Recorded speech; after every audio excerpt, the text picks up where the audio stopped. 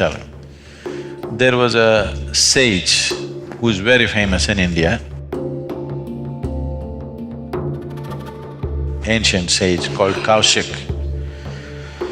When Kaushik was yet to become famous, a young sannyasi, he had a dip in the river and sat under a tree for his morning practice. With a slightly upturned face, he sat. A bird was in the tree. It does its things. So, it's not its fault, there is gravity. And it came and landed straight on his face. An upturned face, you know, it's a dangerous way to sit under a tree. So, he got so furious. Just now he had a dip in the river and he's trying to meditate, and this bird splashed in his face. Out of anger, he just looked at the bird like this. The bird just caught fire and burnt up, turned into ashes. So he felt really nice, okay, this is good, working. Then he finished his practice and everything, and for the day's meal, because people on the spiritual path are not supposed to earn their living, they are supposed to beg and eat, so he went. So he went to the town, stood in front of a house and said, "Bhikshan dehi," that means, "I've come for alms." Generally in the tradition, if a person who's on the spiritual path comes and asks for food, even if your children are not eaten, first thing is give it to him, because he doesn't own anything, he doesn't have anything, and he's on a higher pursuit, so he must be fed. That is the culture. So he said, "Bhikshan dehi." From inside, a lady's voice said, "I'm coming, please wait." He raised his voice and said, "Bhikshan dehi." So just this today morning, the bird, you know, it's given him a little kind of oomph to his spiritual process. She said, "Please wait, I'm coming." He raised his voice further, "Bhikshan dehi," he shouted. She said, "Wait for a few minutes, I'm coming." But he went on shouting. Then the lady came. And he yelled, "How dare you keep me waiting like this? I'm a sannyasi, how can you keep me waiting like this?"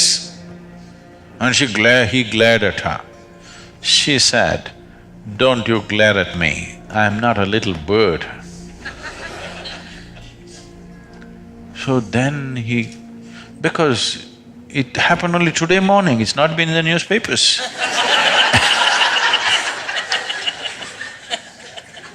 And those days nobody could tweet except the birds, and the bird is dead.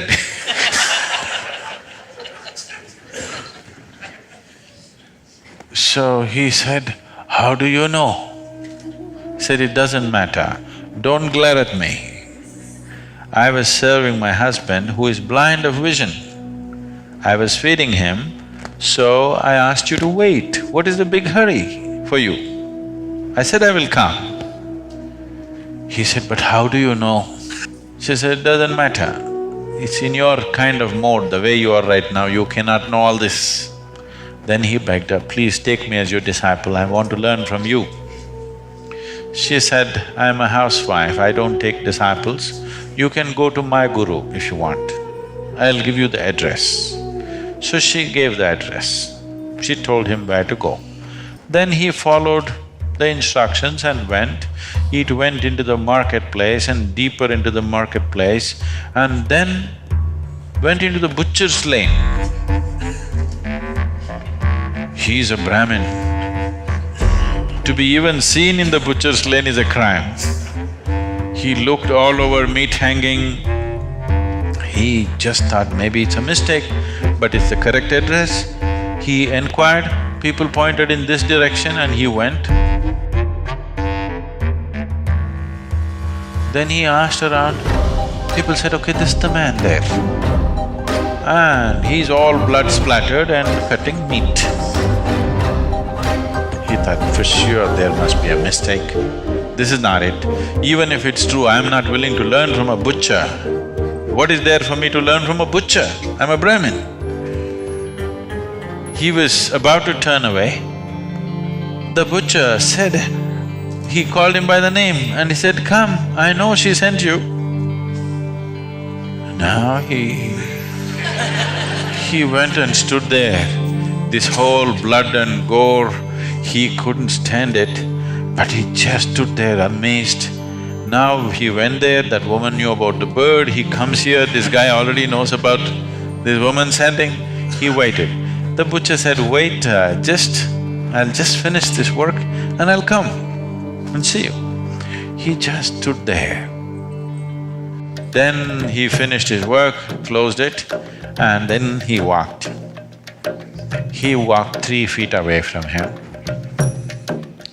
because walking next to a butcher who's actually… he's seen him chopping.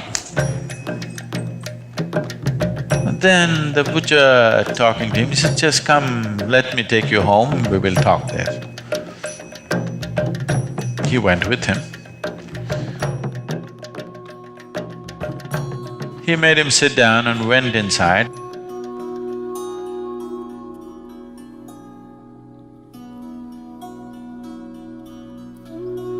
Showered, changed, came and he said, just give me some time.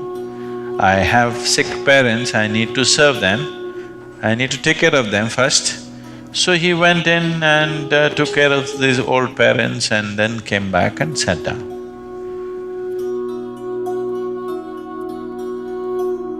Then he asked, I want to know how to know this, what you know. Morning, that lady knew about the bird. Before I come, you know about me. How is this? I want to know this. He said, just learn to take care of something with absolute involvement. Something, it doesn't matter what. She takes care of her blind husband, I take care of my old parents. And when I chop these animals, I chop it with minimizing their suffering to whatever. I have chosen to be a butcher because if somebody else becomes a butcher, he may hurt the animals. I have become a butcher because I thought I could do it best. If I leave it to somebody else, they may do it somehow.